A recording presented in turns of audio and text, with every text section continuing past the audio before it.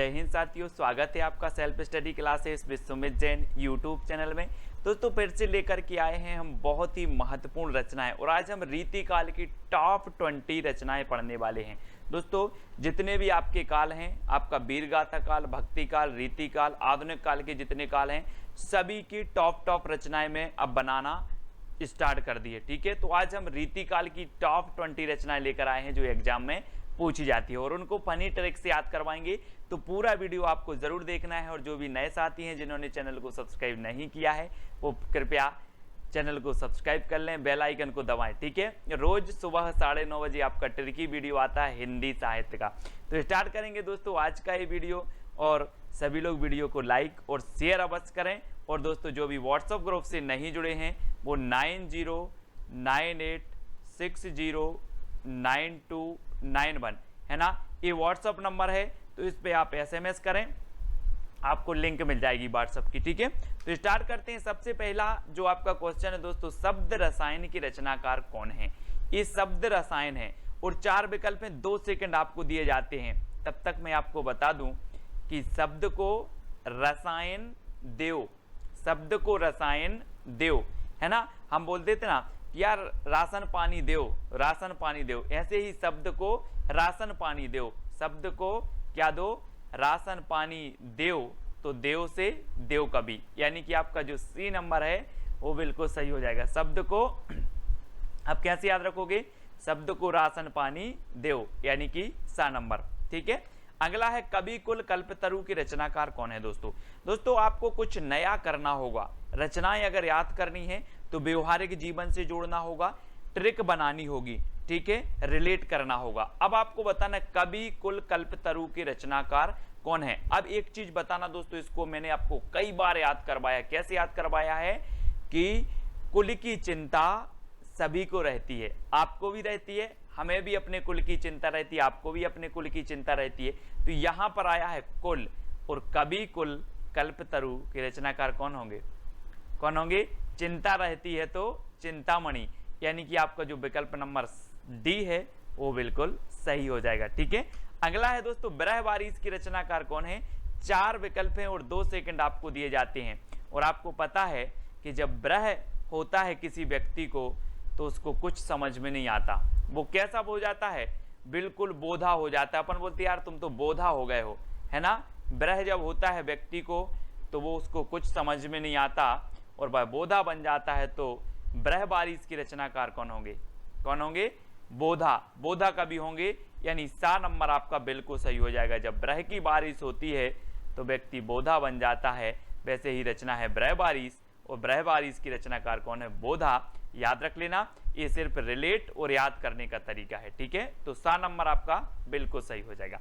अगला देखो, छंदमाला की रचनाकार कौन है? दोस्तों बहुत ही बढ़िया रचना पूछी जाती है। ये छंदमाला कई बार पूछी गई है। केशवदास जी की विज्ञान गीता, रामचंद्रिका, छंदमाला, ये रचनाएं पूछी जाती है। इनकी कवि प्रिया, रसिक प्रिया, लेकिन ये छंदमाला आपको याद नहीं होती दोस्तों, लेकिन आज याद हो जाएगी कि छंद की माला हमें कहाँ पहनना है? केसों में। ये देखो केसों में हमें छंद की माला पहननी है, तो केशवदास। छंदमाला कहाँ पहननी है? केसों में। छंदमाला कहाँ पहननी है?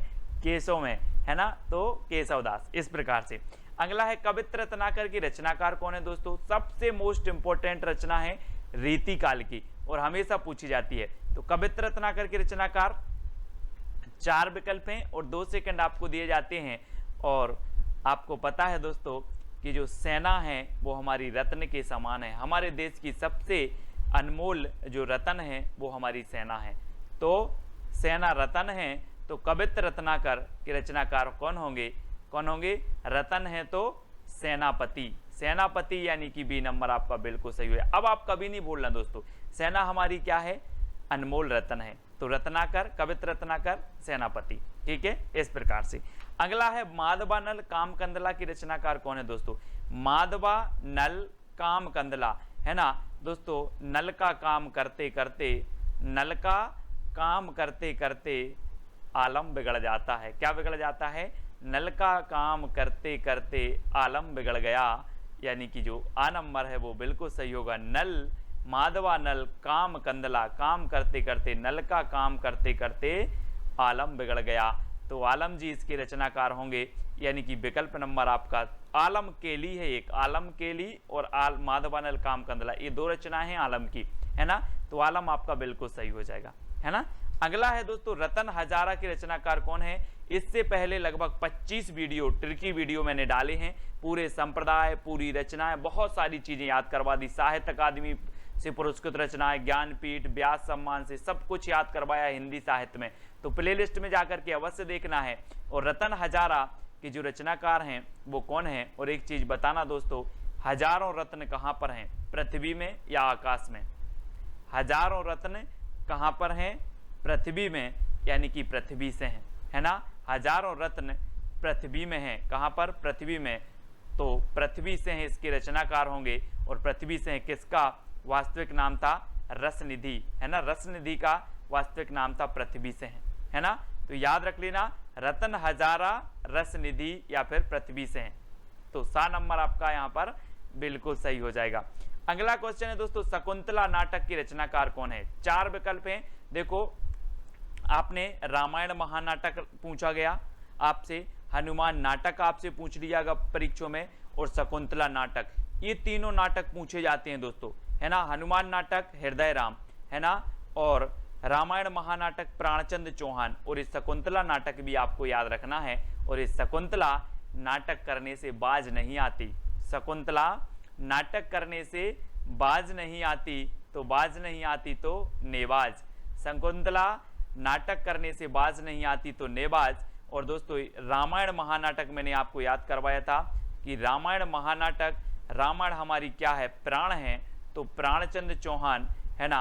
और हनुमान नाटक, तो हनुमान जो है अपने हृदय में राम को रखते हैं, तो हृदय राम, हनुमान नाटक हृदय राम। रामायण प्राण है तो प्राणचंद चौहान, हनुमान हृदय में राम रखते हैं तो हृदय राम। और शकुंतला नाटक करने से बाज नहीं आती तो नेबाज, ठीक है, ये आपको याद रखना है। अगला है दोस्तों, प्रबोध पचासा के रचनाकार कौन है। 4 विकल्प हैं, आपको कमेंट में जरूर लिखते जाना है अपने कमेंट, है ना। और लास्ट में एक प्रश्न, चैलेंज प्रश्न आपको दूंगा जिसका उत्तर आपको बताना होता है। और प्रबोध पचासा के जो रचनाकार हैं वो कौन है, पद्माकर। आपको दोस्तों 50 पदम चलना है, 50 कदम या फिर 50 पदम, क्या है, 50 पदम चलना है तो पद्माकर, 50 पदम चलना है तो पद्माकर। इनकी रचना एक गंगा लहरी है दोस्तों, गंगा लहरी है, जगत विनोद है, प्रबोध पचासा है, ये रचनाएं हमेशा पूछी जाती हैं पद्माकर जी की, ठीक है। अगला प्रश्न है, हित तरंगिणी की रचनाकार कौन है। हित तरंगिणी के बताना है दोस्तों। अब एक चीज बताना कि अगर दोस्तों आपके ऊपर कृपा राम की हो जाए, कृपा राम की हो जाए तो आपका हित होगा कि अहित होगा, क्या होगा, हित होगा ना। कृपा राम की हो जाए तो हित होगा। तो हित तरंगिणी की रचनाकार कौन होंगे, हित तरंगिणी के रचनाकार होंगे दोस्तों कृपा राम। और हिम तरंगिणी आपने पढ़ा होगा माखनलाल चतुर्वेदी का, हिम तरंगिणी, है ना, हिम तरंगिणी माखनलाल चतुर्वेदी की। और हित तरंगिणी कृपा राम की, क्योंकि हित कृपा राम की होती है तो हित होता है, यानी कि जो आपका ए नंबर है वो बिल्कुल सही हो जाएगा, ठीक है। अगला है, अध्यात्म प्रकाश के रचनाकार कौन है। दोस्तों अगर आप अध्यात्म करोगे, अध्यात्म से जुड़ जाओगे, अध्यात्म यानी कि भगवान की भक्ति से अगर आप जुड़ जाओगे तो आपको दुख नहीं मिलेगा, आपको क्या मिलेगा, सुख मिलेगा। अगर अध्यात्म से जुड़ जाओगे और अध्यात्म का प्रकाश अगर आपके जीवन में आ जाए तो आपको सुख मिलेगा, यानी कि सुखदेव मिश्र, अध्यात्म का प्रकाश आपके जीवन में आ जाए तो आपको क्या मिलेगा, सुख। तो सुखदेव मिश्र इसके क्या हो जाएंगे, रचनाकार हो जाएंगे, किसके, अध्यात्म प्रकाश के, ठीक है। तो सा नंबर आपका बिल्कुल सही हो जाएगा। अगला है, शिवराज भूषण के रचनाकार कौन है। दोस्तों आपको पता है कि यहाँ पर भूषण आ गया है, भूषण, तो भूषण आ गया है तो निश्चित ही ये भूषण की रचना होगी। और इस शिवराज भूषण में 105 अलंकारों की बात की गई है दोस्तों। वैसे भरत मुनि ने 4 अलंकार बताए हैं, है ना। और शिवराज भूषण के जो रचनाकार हैं कौन है, भूषण। और भूषण को जा उपनाम है, ये भूषण उपनाम है इनका, बाकी इनका वास्तविक नाम कुछ विद्वान घनश्याम मानते हैं और कुछ विद्वान मनीराम मानते हैं, है ना। तो ये याद रख लेना, भूषण, ये शिवराज भूषण इनकी रचना है, छत्रसाल दशक है, शिवराज भूषण है ना। और अगला है, यमुना लहरी की रचनाकार कौन है। 4 विकल्प आपको दिए जाते हैं दोस्तों, यमुना, और आपको पता है गंगा लहरी पद्माकर की है, लेकिन यमुना लहरी, यमुना में कौन कूद गए थे? शेषनाग था ना यमुना में, बहुत भयंकर शेषनाग था, और उस शेषनाग को पकड़ने कूद गए थे कौन? ग्वाल। ग्वाल किसे बोलते थे? श्री कृष्ण को। तो ग्वाल कवि यमुना में कूद गए थे कौन? ग्वाल। तो ग्वाल कवि की ये रचना होगी कौन सी? यमुना लहरी। ये चित्र के माध्यम से देखो दोस्तों, ये शेषनाग है और यमुना में इस शेषनाग को पकड़ने कूद गए थे ग्वाल यानी कि श्री कृष्ण, है ना, यमुना लहरी। तो यमुना लहरी ग्वाल कवि की और गंगा लहरी पद्माकर की, ये चीज याद रखनी है। अगला है सभा मंडन की रचनाकार कौन है? सभा मंडन। दोस्तों सभा कोई सी हो, सभा आपने देखी होगी, दुनिया में बहुत सारी सभाएं होती हैं, लेकिन सभाओं में गरीबों का बोलबाला नहीं होता। किसका होता है? अमीरों का। अमीरों का बोलबाला होता है, आपने देखा होगा अमीरों का बोलबाला होता है। तो सभा मंडन के रचनाकार कौन होंगे? अमीरों का होता है तो अमीरदास। कौन होंगे? अमीरदास। अब याद रख लेना, मैं पूछूंगा सभा मंडन किसका है, तो आप बोलोगे सर सभा में गरीबों की पूछ नहीं होती, अमीरों का बोलबाला होता है तो अमीरदास। ठीक है, यानी कि सा नंबर आपका बिल्कुल सही होगा। और अगर ट्रिक अच्छी लगे तो कमेंट में बता देना, और कौन सी सबसे अच्छी ट्रिक लगी है वो भी आपको कमेंट में बताना है। इश्क लता की रचनाकार कौन है दोस्तों? 4 विकल्प हैं इश्क लता, और आपको पता है कि रीति काल में कौन सा ऐसा कवि है जो इश्क की लताएं फैला रहा था? कौन फैला रहा था? आपको पता है कि इश्क की लताएं फैला रहा था, तो वो फैला रहा था घनानंद। घनानंद कवि थे जो इश्क की लताएं फैला रहे थे, यानी कि जो डी नंबर है वो बिल्कुल सही हो जाएगा, है ना। और ये इनकी प्रेमिका का नाम था सुजान, है ना, और सुजान के प्रेम में ये अपनी लताएं फैला रहे थे। तो इश्क लता, सुजान के इश्क में लताएं फैला रहे थे कौन? घनानंद, यानी डी नंबर आपका बिल्कुल सही हो जाएगा। अगला है दोस्तों सुधा निधि की रचनाकार कौन है? अब 4 विकल्प में 2 सेकंड आपको दिए जाते हैं। सुधा निधि, सुधा मतलब होता है दोस्तों अमृत, है ना, और अमृत की निधि जैसा समझते हैं अगर बच्चों को ये टोस्ट या ब्रेड मिल जाए, टोस्ट या ब्रेड मिल जाए तो बच्चे क्या समझते हैं? सुधा मिल गया, जैसे सुधा की निधि मिल गई। क्या मिल जाए? टोस्ट मिल जाए। टोस्ट मतलब टोस्ट कवि, है ना। सुधा समझते हैं बच्चे अगर टोस्ट मिल जाए तो टोस्ट कवि, ठीक है, टोस्ट कवि हो जाएंगे। इस प्रकार से सुधा निधि की रचनाकार कौन है? टोस्ट कवि है ना। अगला है दोस्तों नवरस तरंग की रचनाकार कौन है? नवरस। आपको पता है दोस्तों, आप बोलते हो सर मुझसे नवरस नहीं बनते। नवरस, नस रस हम पढ़ते हैं ना, कितने होते हैं? 9 होते हैं, 9, है ना, 2 मिला के 11 हो जाते हैं, लेकिन नवरस आप पढ़ते हो। तो नवरस में अगर आपको प्रवीण होना है, प्रवीण होना है तो क्या है यहाँ पर? प्रवीण। कुछ लोग नवरस में प्रवीण होते हैं, है ना, बहुत सारे लोग नवरस में प्रवीण हैं। हम बोलते ना यार आप तो नवरस में प्रवीण हो, तो बैनी प्रवीण, बैनी प्रवीण, यानी सा नंबर आपका बिल्कुल सही हो जाएगा। ठीक है, आप भी नवरस में प्रवीण हो, आप भी नवरस में प्रवीण हो तो बैनी प्रवीण। नवरस तरंग की रचनाकार बैनी प्रवीण। इस प्रकार से याद रखेंगे। सुजान चरित की रचनाकार कौन है? दोस्तों याद रख लेना, ये सुजान घनानंद की प्रेमिका थी, लेकिन सुजान चरित घनानंद की रचना नहीं थी। ये किसकी थी? सुजान के पैर में क्या आ गई? सूजन आ गई। देखो, सुजान के पैर में सूजन आ गई तो सूदन कवि, है ना, सूजन आ गई तो सूदन कवि। सुजान चरित के रचनाकार कौन होंगे? सूदन कवि, क्योंकि सुजान के पैर में क्या आ गई? सूजन तो सूदन। इस प्रकार से देखो, ये सूजन आ गई और सूजन आ गई तो कौन होंगे? सूदन कवि होंगे। अब कभी भूलना नहीं, बोले सर सुजान चरित, हाँ सुजान चरित, सुजान के पैर में क्या आ गई? सूजन आ गई तो सूदन कवि। इस प्रकार से याद रखेंगे। अगला है अंग दर्पण की रचनाकार कौन है? दोस्तों फोटो में देखो जरा, अंग दर्पण, है ना, अपने अंगों को दर्पण में देखकर क्या लेते हैं लोग? रस लेते हैं। तो रसलीन, रसलीन, अंग को दर्पण में देखकर रसलीन, है ना, अंग को दर्पण में देखकर रसलीन। चित्र को देखो और उत्तर बताओ। अंग को दर्पण में देखकर रसलीन, यानी सा नंबर आपका बिल्कुल सही हो जाएगा। ठीक है, अगला है काव्य कल्पद्रुम की रचनाकार कौन है? दोस्तों काव्य कल्पद्रुम, हमने कवित्र रत्नाकर पढ़ी थी कि हमारी सेना जो है वो रत्न है।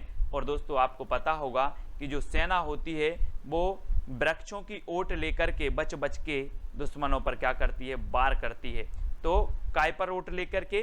कल्प वृक्ष, आपने सुना होगा एक कल्प वृक्ष नाम सुना होगा, कल्प आया है तो कल्प एक वृक्ष होता है, और वृक्ष की ओट लेकर के, है ना, हमारी सेना क्या करती है, दुश्मनों पर वार करती है। तो कौन करती है, सेना। तो काव्य कल्प द्रोम, कल्प, अब कल्प याद रख लेना, कल्प वृक्ष, और कल्प वृक्ष की ओट लेके सेना दुश्मनों पर वार करती है। तो सेनापति, सेना हमारी रत्न है, तो कवित्र रत्नाकर, ये सेनापति की रचनाएं हो जाएंगी जो हमेशा पूछी जाती हैं। ठीक है दोस्तों, अब आपको बताना है कौन सी ट्रिक सबसे अच्छी लगी है, कमेंट में जरूर आपको बताना है, जितने लोग भी देख रहे हैं। ठीक है, और साथ ही ये चैलेंज प्रश्न है आपका कि इश्क नामा के रचनाकार कौन है। हमने पढ़ा था इश्क लता, अब इश्क नामा के रचनाकार आपको बताना है ना। कमेंट में आपको लिखना है कि सर इश्क नामा के रचनाकार ए हैं। ठीक है, आप लिखेंगे, और ये 4 कवि दिए हैं, इनकी अगर रचनाएं आपको याद आती हैं तो ये चारों कवि की रचनाएं भी आप लिखा करें। ठीक है, अब दोस्तों आपको क्या करना है, व्हाट्सएप ग्रुप से जुड़ना है, जिसका नंबर मैंने आपको दे दिया 9098609291। ठीक है, ये आपका व्हाट्सएप ग्रुप है, इस व्हाट्सएप नंबर पर आप मैसेज करेंगे, आपको ग्रुप की लिंक मिल जाएगी। ठीक है, साथ ही एक अपना टेलीग्राम ग्रुप है, IAS स्टडी ट्रिक, ये टेलीग्राम ग्रुप है, तो आप ये टेलीग्राम ग्रुप से जुड़ सकते हो।